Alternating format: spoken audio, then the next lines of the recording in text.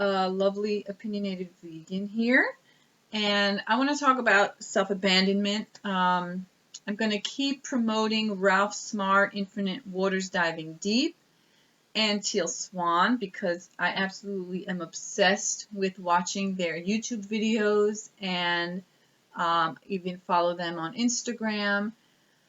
So I have been trying to figure out this concept of self-abandonment for a long time. So Catherine Woodward Thomas is someone that I found about a year or so, maybe even 2 years now.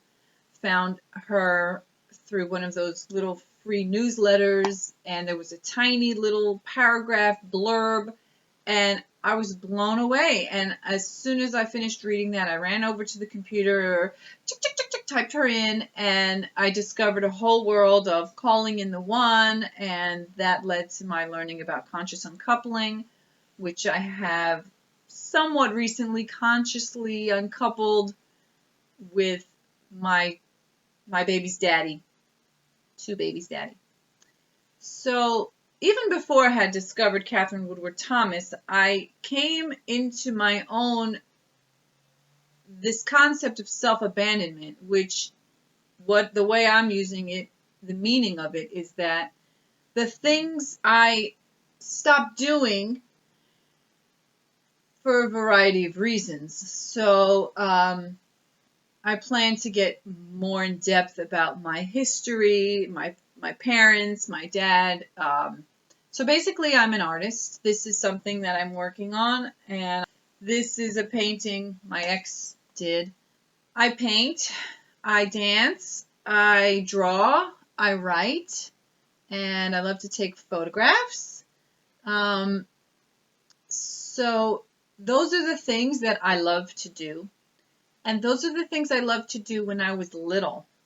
So I was raised by my parents. My father was also an artist. He also was a musician. I love to sing, although I've convinced myself I'm a terrible singer, and I could probably work on it. But anyway, for many reasons, my father, basically his dad did not value or appreciate my father's artistic nature, and my grandpa really wanted my dad to be an athlete. And my dad was a very sensitive man who was artistic. He drew, he painted, he played piano by ear. He loved Beethoven and other classical music, which when he was growing up in the mid-50s, really like the cool thing. And he was just a very sensitive, artistic person. And his dad wanted him to be an athlete, play football. And my dad was about 6'3", 6'3.5", and he was a big fella, big guy, and he had the build for it, but that's not what he wanted to do. And so his dad always made him feel bad and criticized him and validated him. And so when I came along, I see I'm already at almost 5 minutes. That was how I was raised. I was raised by my parents, but my dad was someone who he supported everything about my brother that was athletic and not so much the artistic. And the same with me. I didn't really have any athletic thing except dancing, but that's a whole nother thing. I don't know if I want to explain everything, but my personal story with dancing was that my mom was from an island, and she had this certain way that she could move to music, my elephant pants.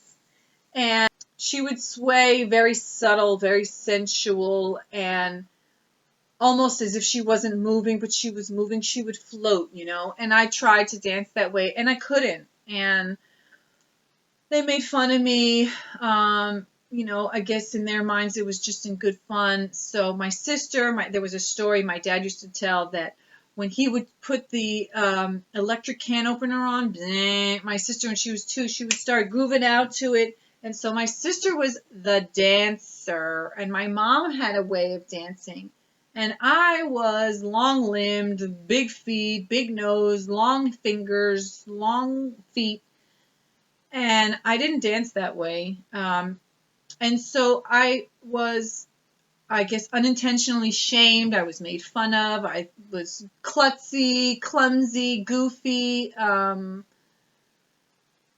So, my parents, my siblings, I guess they were trying to, whatever. When you tease people, I don't know why people get teased or why people tease, but whatever reasons they were teasing me, it didn't seem funny to me, and so I became very insecure.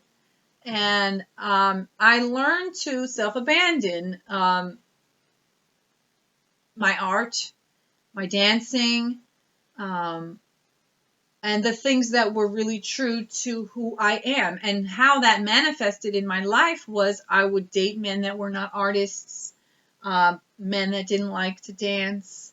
I would date men who didn't appreciate art. I would date men who their musical tastes were vastly different than mine, which, since I'm someone who I love to listen to music every day and I dance to it and I sing to it, and it's just a big part of what makes me happy. And so not being able to share that with someone was a type of self-abandoning, even though I didn't stop doing those things. So I would get into these relationships with people who did not appreciate the qualities that were real to myself. And so I would either do those things in isolation or I would just not.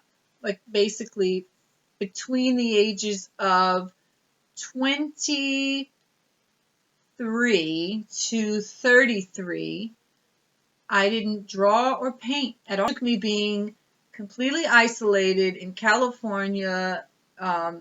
Various things happened. I had been there for 3.5, almost 4 years. I ended up, or maybe at that point it was 3 something.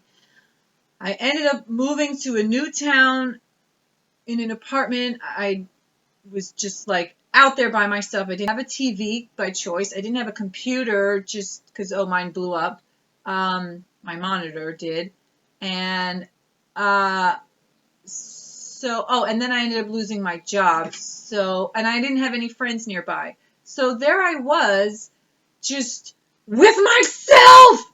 And that was what just all of a sudden, the surge of, I need to dance and I need to paint. And look, there's an art supply store across the street from a dance supply store. And look, there's a dance school. And it just sort of, it manifested in my life, and I found myself painting again, and I found myself dancing again, and I started to ride a bike, and I hadn't done that since I was a teenager. And all the things that were true to me that I had self-abandoned, I had turned my back on. I had said, I can't make money being an artist. I can't make money being a dancer. I can't earn a living and pay my bills with these things. So let me just not do these things and try to find love and happiness. And it doesn't work. And I'll tell you why, but that's my 10-minute mark. So join me in the next video. Bye.